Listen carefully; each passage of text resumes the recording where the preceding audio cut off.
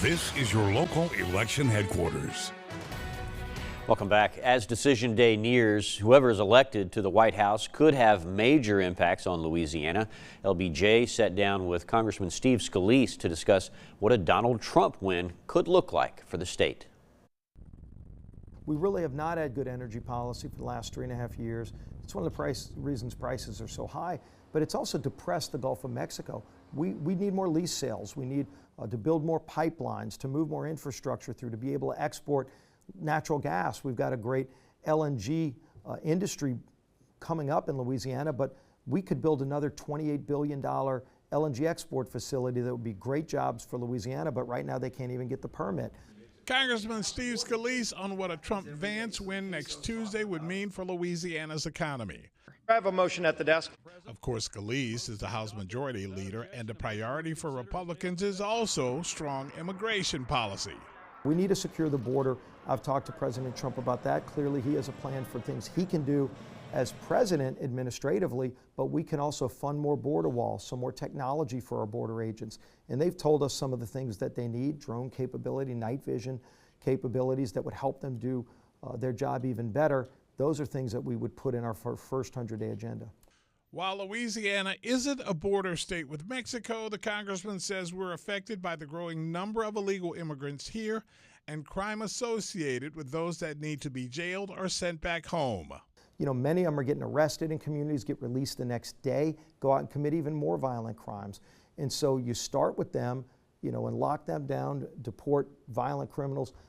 Then you can get back to the rule of law. You know, then we can have a real conversation about what we need to do on work visas and other parts of our legal immigration system, but we need to make that system work.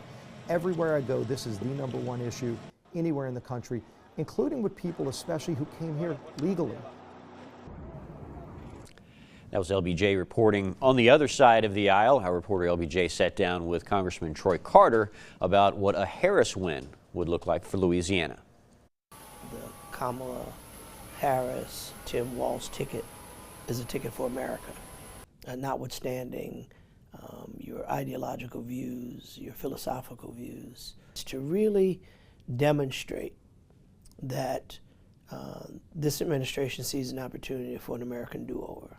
Representative of Louisiana's 2nd Congressional District, Troy Carter, on what he sees as a more Big Ten approach for governance and his candidate's approach than the partisan politics of recent history. In a state that relies heavily on energy production for the rest of the nation, Carter says there's a smarter way for us to do that as well. We have to recognize the strength of Louisiana and our position for our global preserve. We also have to recognize that we get one Earth. And so we have to be ever vigilant in our attempt to build greener, cleaner ways of energizing our country. Among the biggest issues that Democrats have embraced is a woman's right to choose in the wake of the Supreme Court's decision to dismantle Roe v. Wade.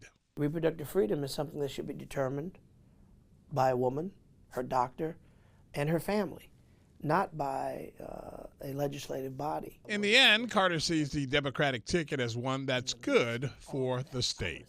It's going to be a president that really will pick up from where the previous president was in the area of fighting against environmental justice, investing in families, investing in children, investing in education, recognizing the value of our culture, our history, and our industry, and our community. I think a Harris-Walz presidency is going to bode well for Louisiana and for America. LBJ reporting there. Up next, we'll have a look at the week ahead on your local election headquarters. Stay with us.